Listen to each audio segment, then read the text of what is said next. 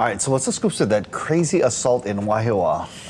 I mean, it is blowing up all over the news and all over social media. Disclaimer, we just wanted to put this out. Lina girl and I, we love Wahiawa. We're not throwing a shade blanket on the entire town, but we did want to highlight this story. You know, what makes it crazy and truly disturbing, brother, is that it was shared live. Like the actual attack, the assault was shared live for everyone to witness.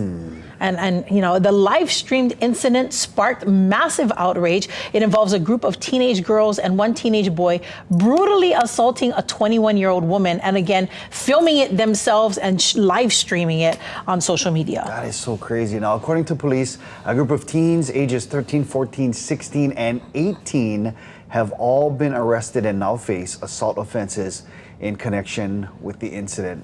Man, I couldn't believe it. I mean, I didn't get a chance to watch the video because I don't think I could bring myself to watch it. Yeah. But definitely disturbing. But you know, live streaming, you know, violence. I think it's a hard thing to watch, but you know, it's like that kind of thing where people just don't want to turn away from it, right? Yeah, and just interesting that, like, they would film it and like nobody would say anything if they're witnessing it. That, bah, what you guys do? You know what I mean? But they actually filmed it, and they were the ones apparently, you know, doing the assault, you know? And you know, another incident that was live streamed was the grilling of Governor Green on Capitol Hill in Washington, D.C. You know, the Gov testified before the U.S. Permanent Subcommittee on Investigations, and this was regarding Hawaii's response to the COVID pandemic. Here's a clip of U.S. Senator Bernie Moreno, a Republican from Ohio, questioning the governor about the science behind the 14-day quarantine. Watch. 14 wasn't scientific, just to be clear. 14 days was how long it took for people to get over the disease, and people were still shedding virus through that period, and that's why you do use science and I use science, but you didn't like science for Hawaii. But we did have the test, and we did have the test to enter Hawaii, so people could make a choice, an informed choice, and they did, and then they didn't have to quarantine at all. Just to make sure you know that, because I think you got your facts wrong. And also, I didn't close the beaches. That was the mayor of Honolulu and not me. So just, you know, it is important that you get the facts right if you're going to be a political official. Wow.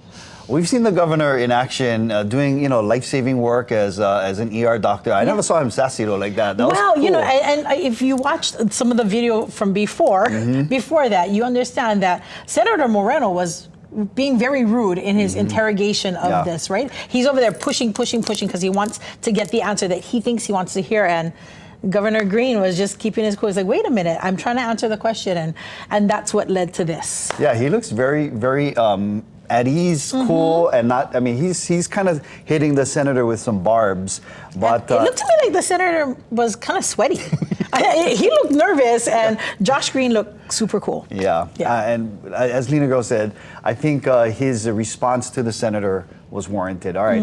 Now, if you don't mind, we're going to stay in Wakine Kona DC, or Washington, D.C., where Health and Human Services Secretary Robert F. Kennedy Jr. launched Operation Stork Speed. Now, the initiative calls for the expansion of options for safe, reliable, and nutritious infant formula for American families. You know, sis, I understand the nutritious part of it, but why safe? Well, I mean, what exactly is in infant formula that makes it unsafe? Heavy metals, probably, possibly lead, arsenic, cadmium. What?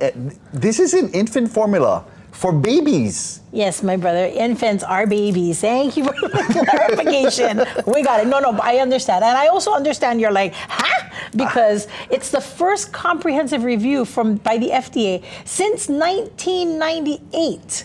So this is the first time they're actually looking at what's inside infant formula. Mom's been feeding babies this stuff possibly since 90. Wow, this is crazy. I don't know if your mind is blown like mine. Mine is super blown right now. So what's the scoops? Tell us what you think. Share your thoughts by sending us an email at islandlifelive@kitv.com, or just go on over to the Island News YouTube page and comment on this story.